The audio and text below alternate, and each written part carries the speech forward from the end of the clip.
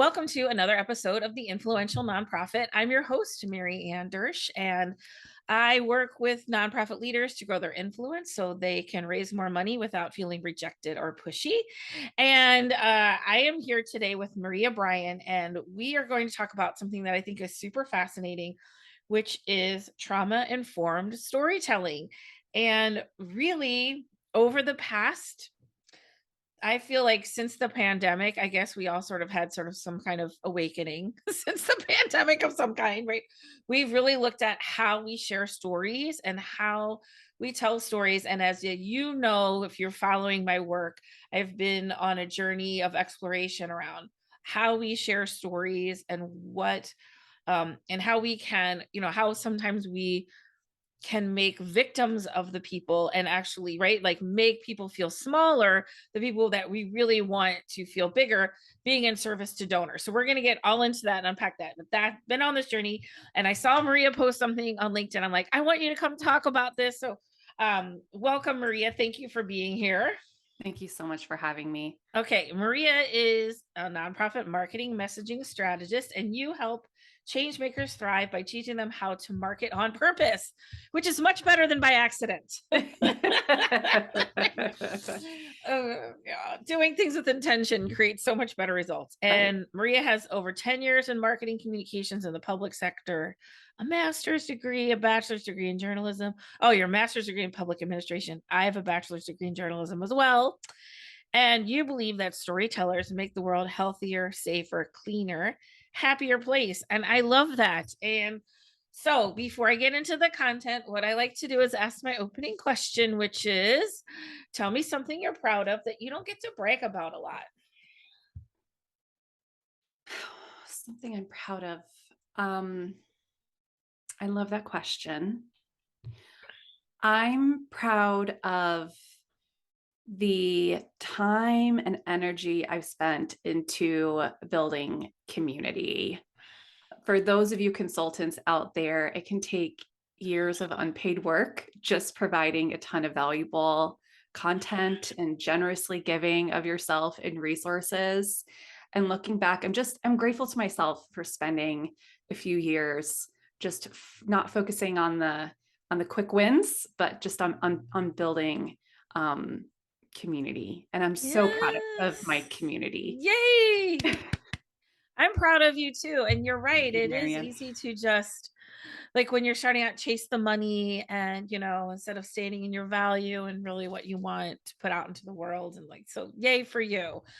And also sometimes when you put something out, like when you're putting content or value out and you don't get feedback immediately, you're like, oh, that didn't work. So there's a lot of faith involved in what you did. It's just like, you know what, if I'm keeping a value, it'll eventually all come back to me. Absolutely. And I feel like that's Absolutely. what you're kind of feeling now, feeling that energy that Finally. finally it's going to happen when it happens. Dang it. Yeah. I know. Yeah. Okay, so let's talk about trauma informed storytelling. A lot of us as nonprofit people understand or know of trauma informed care. Right. Um, and so let's just talk about what is trauma informed storytelling. Absolutely. I love how you set this up because in starting to read more on trauma informed storytelling, I read a quote that victims aren't asked for solutions. And that's really, really important for marketers to know that we have the power to give our to give the people whose stories we're telling agency and power and dignify and respect them through the stories we're telling. And in the nonprofit space, we are solving problems, right? That's the industry we're That's what in. we do. Yep. We're solving the world's biggest problems. And because of that, the people we serve are experiencing tremendous pain. And they're likely, while they're being served, going through some of the most traumatic experiences of their lives, and they're in the thick of it. Nonprofit marketers, communicators, and fundraisers are tasked with telling these stories in order for other people to join these programs, seeing this transformation as possible for them, and to ask for people to support their cause. Marketing is storytelling. We can't get around it. But how can we tell stories in a way that protects the people that we serve? Not Right. only that, protects the people that consume our stories. People are drawn to your nonprofit likely because they have experienced the kind of problems you're solving. Meaning, Hmm. if you're an organization that works with people living with cancer or cancer survivors, your supporters likely have experienced cancer in some way. If your organization is working towards domestic violence, likely your supporters have experienced domestic violence in some way, and go on and on and on. So it's not just about protecting the people who you're interviewing, but how can you produce content where your audience is reading it and they are safe and they're protected and they're not feeling triggered? Right. So we're not okay. I hear what you're saying because, like, a lot of people who are drawn to this organization, I have a whole philosophy about this called the philanthropic heart, where why we care about one organization opposed to another is born from our lived experience, right? Yes. And our job, and everybody who follows me knows this, your job is not to make people care, your job is to connect with like-minded people who share your philanthropic heart. And so what I'm hearing you say is they share your philanthropic heart, and by the nature of this story, they have experienced that trauma at some point in their life, and like we want to keep the people who are currently in crisis safe, but then people who've had crisis in their life not re-traumatize them with our stories, Absolutely. thereby like possibly creating disconnect from the very people we want to connect to. Yes. And you know what? It sounds impossible. And I have empathy for marketers, Marianne. We're in it. It's like, well, what do? You know that these Yeah. stories are important. We are taught in marketing that you find the pain point and you stick a knife in it and you twist it. Mm. And this is what we've been taught. So we Mhm. have to be untaught that, especially in the nonprofit space. And Mary Ann, I Ooh. know that you're a champion of this, but instead of sticking a knife in pain points, how can we focus on hope? How can we focus on the transformation? And that's the part of the story that we're focusing on, is the transformation and the better life, Right. not necessarily on this trauma porn or poverty porn that people are Oh my god. so drawn to. This is why I wanted you on here, if only just to validate my own thing. Like, honestly, and I just did a podcast the other day about like how can we shift our messages instead of like ending homelessness. Okay, it's great to relieve suffering, but what are we creating on the other side of that? Right, What is a community that keeps kids off the streets? What's on the other side of right, that? And instead of, I love how you say like, stick the knife and turn it, like really like like really bring that pain right, forward. It's about what vision are we creating collectively, right? Like what is the new way forward? right. Um, and that is so important. And then the other thing I just want to say is, I love the first thing you said was a victim. No one asks a victim for a Solution. for a what solution. Solution. Yeah. And the traditional model of storytelling is victim, villain, hero. And anytime we create a victim, we create a villain and a hero. And traditionally, our Right. hero has been the donor. Well, then the nonprofit becomes our, or wait, we accidentally create villains out of our organizations. Mm, Or sometimes, like cancer, the very thing that we want to cure, like cancer becomes the villain, mm, right? The cancer quote unquote victim, right? They're the victim, and then the donor is the hero. And that was this model that I feel like, and especially since COVID, when we kind of stripped away, everything got stripped away, and we got to refresh how we saw everything. Um, it's called the empowerment dynamic, and the victim becomes creator. So I'm not a victim, I'm creator of my experiences. Instead of a villain, I'm a challenger. I'm holding people mm, accountable to what they want to create. Instead of a donor, like a hero, we have a coach, and the coach says, hey, let me cheer you on, let me support you in this new creation, which is such like the energy of that dynamic is so much more rich. But you're right, Maria, we were all taught you put the knife in and you twist it, right? Right. You have to bring that because that's what people will connect to is the despair and the tragedy. And so what I'm hearing is not only are people like not connecting to that, but we're actually like creating more trauma by telling those kinds of stories. Absolutely. Absolutely. And, this is something that's really hit me recently. Nonprofit marketers and communicators, typically, they're given this role really early in their career. And the people that are really building these stories, it's like you have the directors that are doing strategy, and then you have kind of your like earlier careers creating this. And I'm like, wow, what a huge responsibility for these like really early career staff. And so it's just, I feel so much empathy, for nonprofit marketers, especially those that are earlier in their career. And I've been thinking more about, we started talking about this. There's so much to learn from our programming staff. And our programming staff often are getting the training to do trauma informed care. And so for those of you that are earlier on and you're like your head spinning and you're like, oh my gosh, so many new concepts. Like I just got a hang of how to tell a story instead of just talking about the stats. I encourage you as a first step is, get into your meetings with your program staff, talk to your program staff.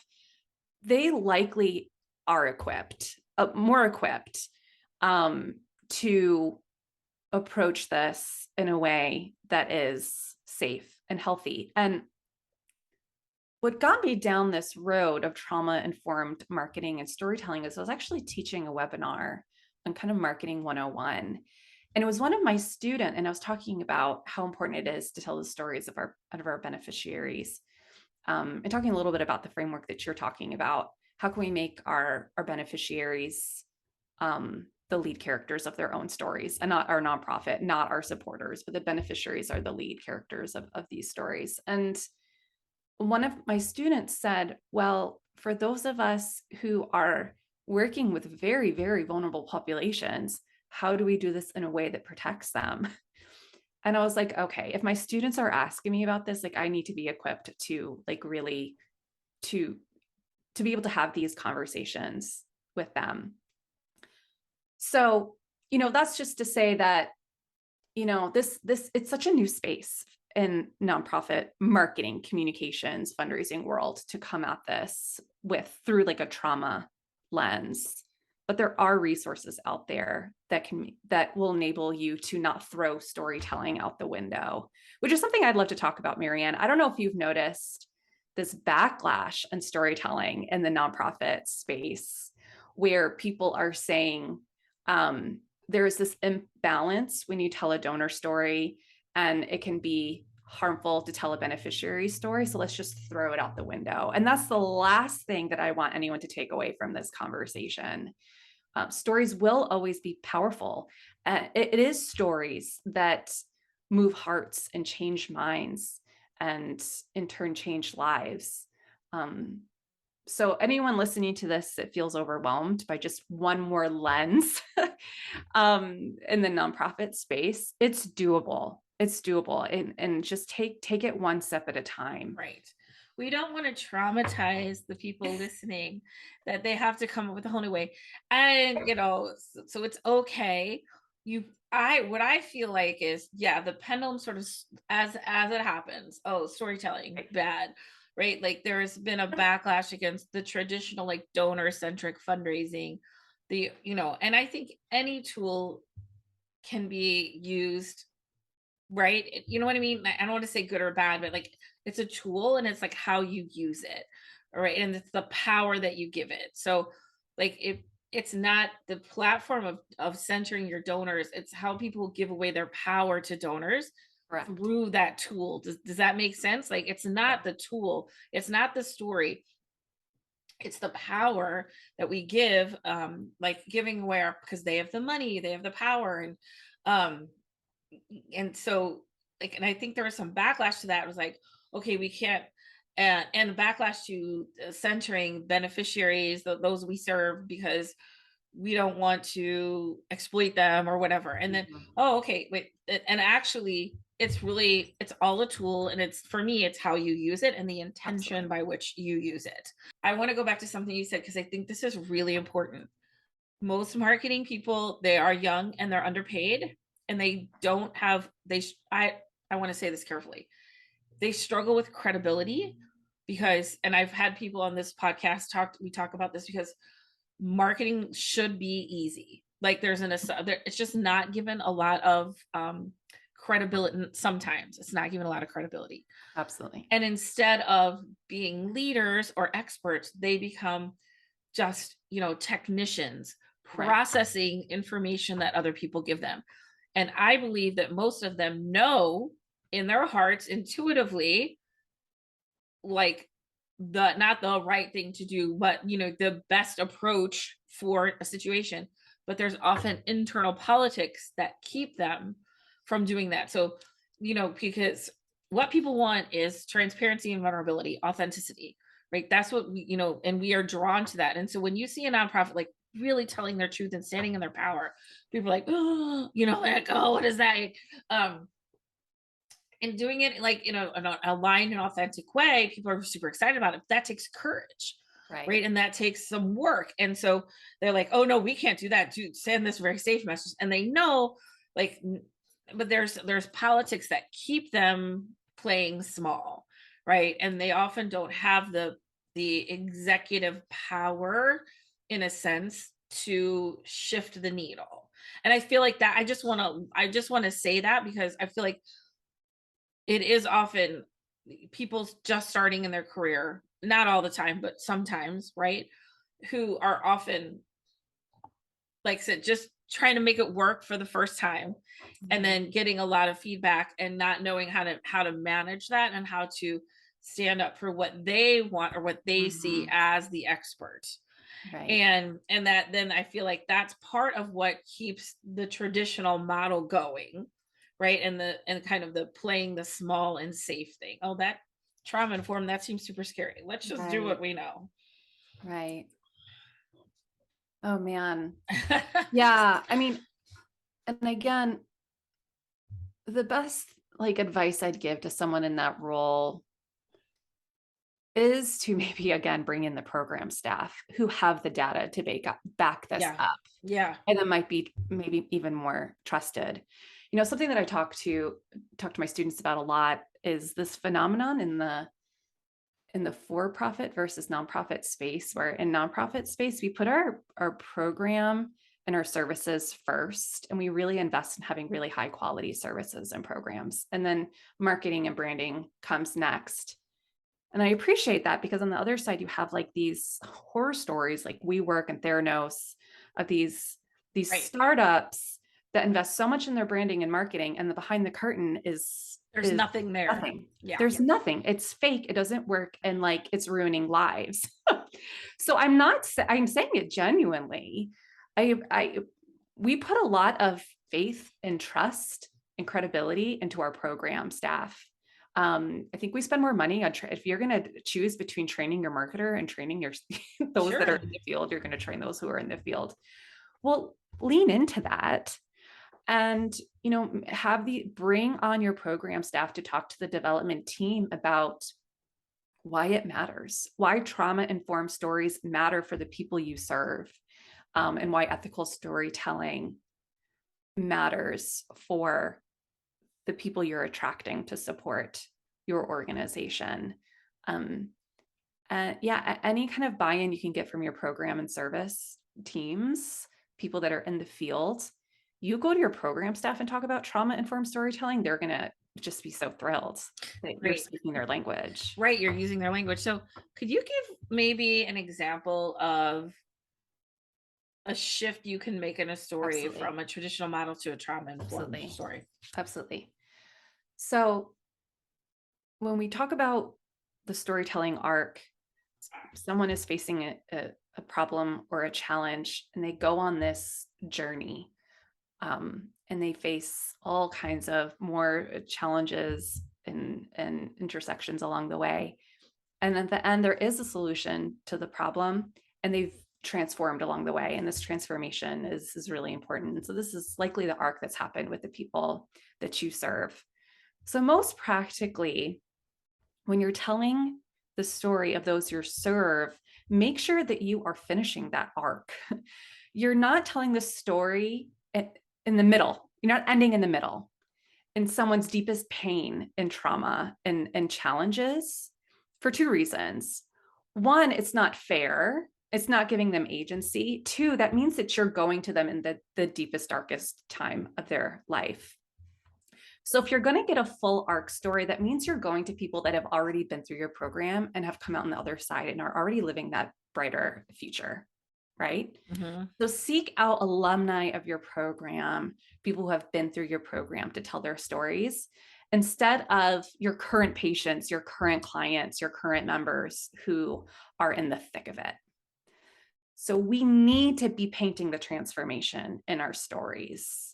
We don't want to be telling about a huge problem and say, okay, donor, you take it from here. You become their heroes. You become their savior and angels. What we want to do is give them the agency to have completed this arc, to be the lead of their story, and to say, hey, if you want to support an organization that's innovative and do it right, look at the people whose lives have gone through this transformation through their relationship with us. And the practical takeaway there is get stories from people who are at a different place than in the thick of it. Yeah. Um, I have to share something, and and I'm gonna sound really vague, and I don't mean to like open loop anybody, leave anybody hanging. But like my family, my son specifically faced a very, very traumatic situation at the beginning of this year, which we Hmm. cannot speak about publicly yet. I will one day, I promise. This will all be known, but right now and also when we were living a very difficult experience for about 8 months, and when it started to like lessen a little bit, we all flipped in, and especially me, flipped into kind of a depression. And I realized that's why they call it post traumatic, because when you're in it, you can't make sense of it. You're in battle, right? When you're in survival mode, all you can do is survive. So when it's right, when you're coming out on the other side, that's when you can like look in the rear view mirror, process the pain, create wisdom from the experience, Right. right? And after and so in the rear view mirror is when people like write their books and tell their stories, because there is healing in the storytelling, right? There is absolute healing when you're talking with people who've been through something trauma, come out on the other side. Part of their healing is telling their story to inspire and serve other people going through the same thing. Absolutely. And I so appreciate you being vulnerable and sharing that. And like, if you could imagine anyone who has supported you in this experience, if they said, if in exchange you could tell me your story right now, how painful that would be for you. And that's just to say, I think one of the most poignant things that Mm, I've heard in the past couple of weeks is the people that you serve don't owe you their story. It's not part of the deal. And I just want marketers to sit with that. Make sure that you have enthusiastic and informed consent from people who are telling their stories. I don't care how much you poured into these people, into their families. They do not need to sit down and live through what they've lived through. They're going to be people that want to tell their story as part of their healing process. And there's going to be people that never want to tell their story. And that's the autonomy and control that all of the people you serve deserve. right. Just to add to that a little bit, I feel like if you look at, I work a lot with this Tony Robbins, the our six human needs, and the highest human need is contribution, giving back, right? And so I think there's two things that can happen. One is we see people as victims who need our help and not able to give back, right? Because like, oh, so I'll give you an example. Like I was at this workshop and this guy said, "Oh, there's some people on my board. They have to be there like according to the bylaws, and they they either used our services in the past or use our services now. And how can I ask them to contribute time or money? And I'm like, okay, but and our highest need is contribution. So, and they're there, so you're cutting them off from growth and contribution, which is our two highest needs, by assuming that, first of all, making the assumption they don't have time or money, and like how else could they contribute, right? And maybe Right. one of the ways they contribute is to share their story, Right. right? And I'm not saying that is that way, but that's one of the Right. ways. So just being open to, Right. like, that people want to contribute, they want to give back. That's a need they have. It may not be Right. their story, right? Right. It could be something else. And Right. there are people who, and I feel like they're always there if you open your mind to them, who are like, oh my God, yes, thank you so much for asking me. I would love to tell my story. Like, many years ago, like so long ago, I did this workshop and it was just this amazing experience. But I remember, it was a domestic violence agency. It was their 25th anniversary, and they brought back some alumni of the program. Mm. Now in safety, like, it was safe to tell the story. But they were so excited, and they were crying Mm. to be able to share, first, the impact that I got goosebumps, like, talking about this, the impact that the organization made and their transformation, and also their lives now, and also just Right. being valued enough, like, you want me to share my story? And they're Right. like, yes. And it was the 25th. I think they had five. I mean, just everyone, like, I mean, just tears and vulnerability and love all around it. But that they were asked, and they were so excited because no one ever asked them. Right. And because, well, we don't want to ask them, like, but, and some people are going to say, no, it's not for me. And that's totally cool. Right. But then some people, like, you're like that enthusiastic, oh my God, yes, Right. because that is part, I feel like some people, that is really, that storytelling is so much part of their healing journey. It's like, if you and I go through something and I, like, immediately write a book about it, right? But then you start, like, sewing quilts, or whatever. It's all part of the healing. It's just how we choose to contribute is, and it's always important, like, I feel like, to see people as possible contributors, um like I said, after, you know what I mean, when they're ready to do that, that they can contribute, and that they're excited to do that. And I think the part of it is just, like, the hesitation in asking, like, what if, um and it's not even just asking for the story, asking, like, do you feel like you want to help anybody? You're like, just asking, like, are they ready, if they would want to contribute, and, like, however, whatever that looks like. It could be Right. a story, it could not. But that we all have that need to give back.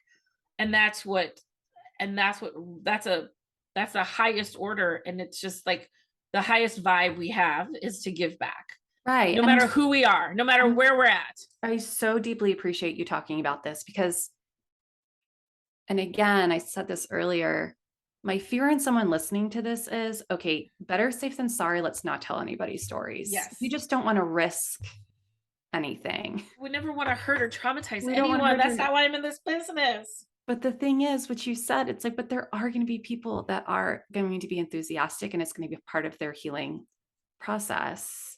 So you got this. You can do it. You can tell stories of people whose lives have just been transformed and changed, and they are living this brighter life. And there's ways to dignify them and to give them agency. And that is what's going to get people to want to be rabid supporters of your Yes. organization. And also, sometimes the program staff are very protective, right? They see the Yes. storytelling as exploitative, which I can Right. understand that. So Right. how can you, as a marketer, kind of break into Right. that?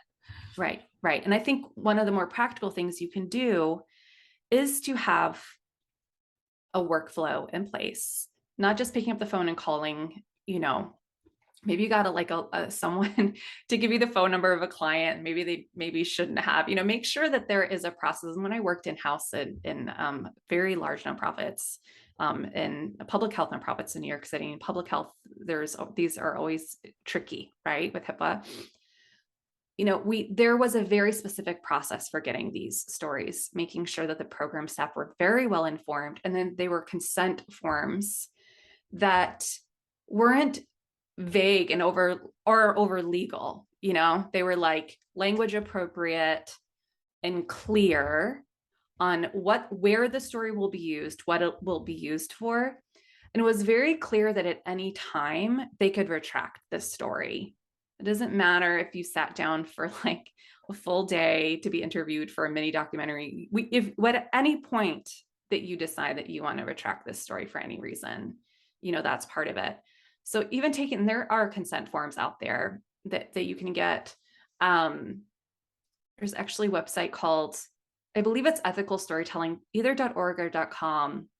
I don't know if we have show notes, but it's a site that you can actually download media consent forms. So there are resources out there that you can use, and make sure part of this workflow is one, having them sign something like this, but also having a conversation with them before the interviewing starts. So again, you're ensuring that they have confident, enthusiastic, and fully informed consent. And that's going to make you feel like you're doing the right thing. And also it's going to help your program staff feel like you are taking this seriously and you're going through the steps. You're not taking shortcuts. Right. That is, I just looked it up, ethicalstorytelling.com, and we'll put the link in the show notes. Beautiful. Yeah, that looks like a really great resource. It's a phenomenal resource. All right. And that's a good place to get started. And the fact of what you said is, like, you've got this, it's okay. We don't want to scare people away from telling stories. This may be a good guide. Absolutely. So how do you work with clients then on their storytelling? How do you typically work with nonprofits on their storytelling? So I do an all-day messaging retreat called Thrive Foundation's Core Messaging Retreat. And this is like a 7-hour process. We can split it into a few days if needed. But we go into a very deep discovery phase and understanding, and I'm glad that we're talking about this, because I was going to say this earlier. You still have, for me, it's still important to go through the framework of understanding pain points and understanding what's at stakes, because that's what you learn what the opposite is. If you know what the stakes, then you know what the bright future is. Exactly. If you know what the pain points are, then you know what the hope is. I call them pains and gains. What's the right. pain and what's the gain? Right. So we go through a process of deeply understanding the people you serve, deeply understanding your most ideal supporters, and then deeply understanding your organization's positioning. What sets them apart from other organizations doing the same kind of work? What gives them empathy to do what they do?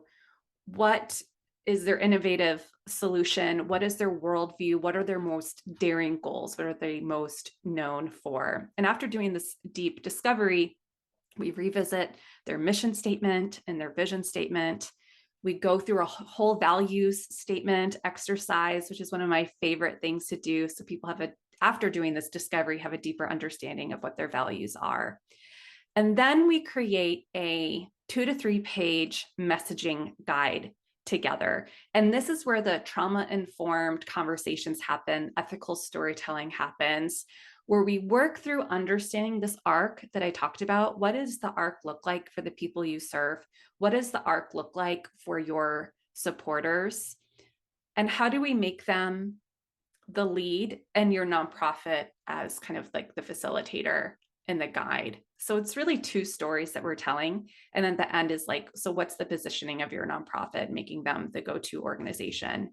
And I weave throughout this process these best practices and how can you mine for these stories in a way that is with an ethical lens and with a trauma-informed lens. And part of this process is, kind of thinking through who are 5 people that we could talk to share their stories. Where can we find testimonials? So sort of identifying where some of the stories have come from. Yeah. And this is 7 hours. This is a full day retreat. It could be 12 hours. I really have to rein it in because people love talking about it. It ends up being like a therapy session, Mary. No, it's so beautiful. 100%. That's what people used to tell for years, people would tell me, God, like we'd have conversations about websites, and then they'd be like, this feels like therapy. And then I'm like, you know what I'm gonna do? I'm just gonna like it, I'm just gonna talk to people about, that really the interpersonal communications. That's what was like keeping people from developing a good website. It wasn't the technology, it wasn't the tools, it wasn't the Yes. message. It was how they thought and felt about Right. themselves, their organization, all of Right. those things. The Right. more I moved into the interpersonal space, the better it got. The people kept saying, like, I call myself a nonprofit marketing therapist because Oh, I that's love that. because that's what it feels like, right? And I just want to honor a couple of things is really like, because it's not about assigning you a message. Okay, Right. there's some, like you're talking about, doing that deep discovery Right. work, Right. and that is so important to the process. And that's what's going to make this work stick. That's what's going to make it real, and like, because what I call embodied, where you're like, you love this message, that, you know what I mean, you love what you're saying, you love how Right. it feels, and because it comes from you, it's not assigned to you, Right. right? And Right. I think in the past, what I was doing, and is like, okay, if we had a brand or a message, we'd feel better about who we are as an organization, as a culture. So Mm, I want the external to help shape the internal. And what I've learned along the way, because I've been doing this for a really long time, is really at that sooner or later people are going to figure out that what you're saying and who you truly are two different things. yeah.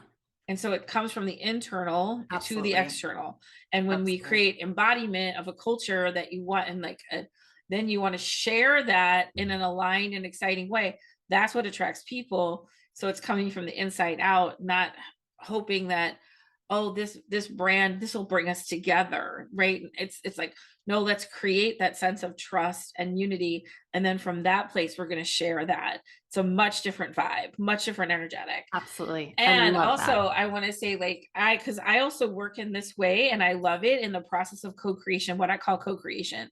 So I used to work, hey, and I'm not saying like anything was wrong with this, in a sense of just, when you know better, you do better. Because I would write a plans, and message and plan, and then like, no, like you get together at co creation and you like work with people, and you come out at the end of an experience like that was something that they can go away with, rather than, okay, let me listen, come back and try to solve your problems.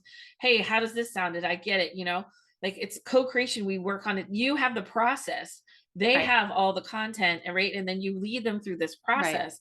And just for people who are listening, to allow yourself, because in the I think the past, the other thing that's changing is, hey, here's a proposal. Here's all the ways that we're sick. What would it cost to cure us?